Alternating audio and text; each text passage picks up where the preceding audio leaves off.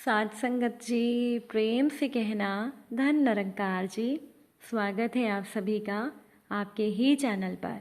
हाजिर हूँ मैं आप सभी के लिए एक नई साखी लेकर। तो चलिए आज की साखी सुनते हैं। साध संगत जी, किसी समय चरवाहों के एक गांव में एक विशाल वृक्ष के नीचे बिल में एक विषधर नाम का लंबा काला सांप रहता था। अब वो वृक्ष गांव के एक खेत के कोने में था।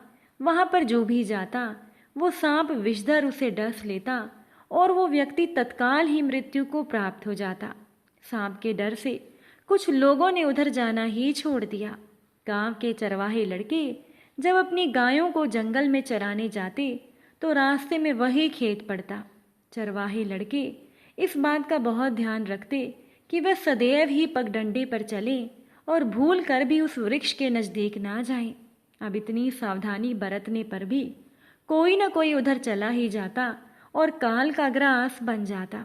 अब एक दिन संध्या के समय गांव में एक सन्यासी आए। वो उसी पगडंडी से गुजर रहे थे जिससे कि चरवाहे गुजरते थे। संयोगवश चरवाहे लड़के जंगल से वापस लौट रहे थे। इधर सन्यासी किसी शांत स्थल की खोज में था जहां पर वो बैठकर ईश्वर का ध्यान लगा सकें।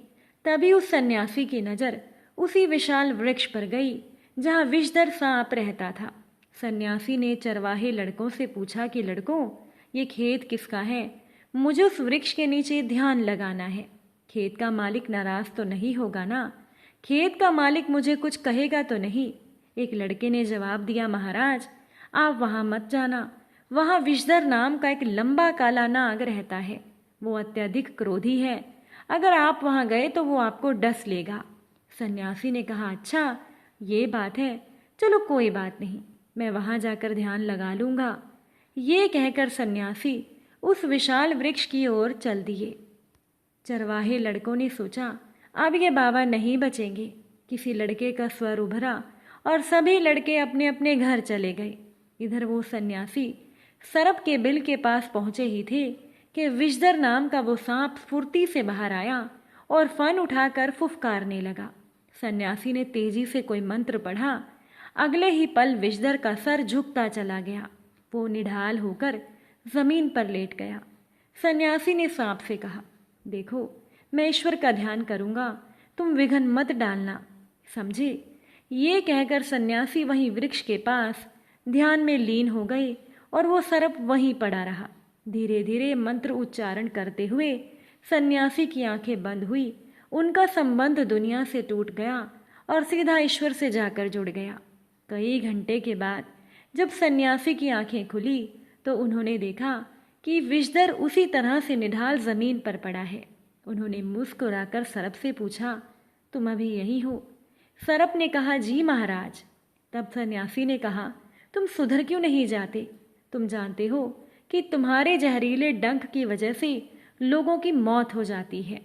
तब विषधर ने कहा, महाराज मैं खुद यही चाहता हूँ कि मैं सुधर जाऊं, मगर मैं क्या करूं, मुझे आदत सी पड़ गई है।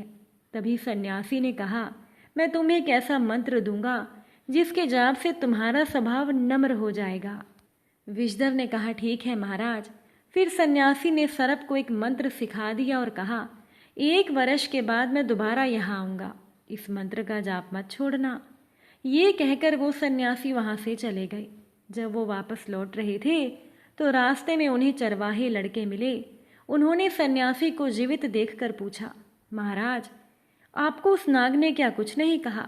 चरवाहे लड़के हैरानी से सन्यासी को देखे जा रहे थे। सन्यासी ने कहा, नहीं, उसने मुझे कुछ नहीं कहा और अब वो एक अच्छा सरप बन गया है, अब वो किसी को कुछ नहीं कहेगा। ये कहकर सन्यासी आगे बढ़ गए, मगर चरवाहे लड़के ये सुनकर हैरान हो गए। उन्हें विश्वास ही नहीं हुआ कि जो सन्यासी ने कहा वो सच है। मगर सन्यासी को जीवित देखकर उन लड़कों को उनकी बात पर विश्वास करना पड़ा और फिर जल्दी ही ये बात पूरे गांव में जंगल की आग की तरह फैल गई कि वृक्ष वाला सर्प विषधर नम्र स्वभाव का हो गया है। असल में हुआ भी यही था कि एक चरवाहा लड़का भूल से उस सांप के सामने आ गया। वो सांप के इतना नज़दीक था कि अगर वो सांप चाहता तो एक ही झटके में उस लड़के को मार देता। मगर सांप ने उस लड़के को कुछ नहीं कहा और वो सर्प वापस अपने बिल में चला गया। ये सब कुछ बहुत से लोगों ने अपनी आंखों से देखा और इस पर विश्वास किया। फिर धीरे धीरे समय बीतता गया। गांव वालों ने देखा कि इस सांप का स्वभाव तो बहुत ही नम्र होता जा रहा है। धीरे धीरे गांव वाले सांप का डर भूल गए। अब वो सांप किसी को काटता नहीं था। सर्प भी आराम से अपना जीवन यापन करने लगा। अब वो घास फल फूल खाकर अपना पेट भरता। जीवों का भक्षण करना उसने छोड़ दिया था। मगर समय को ये शांति मंजूर नहीं थी। जैसे जैसे सर्प नम्र स्वभाव अपनाता गया, उसकी मुश्किलें भी बढ़ने लगी। अब जब भी चरवाहे लड़के खेत से गुजरते, वो विषधर को पत्थर मारे बिना ना रहते, मगर वो इस ओर विशेष ध्यान नहीं देता था। कभी कोई पत्थर उड़ता हुआ उसकी पीठ या शरीर के किसी हिस्से से आकर टकराता और वहां से खून बहने लगता।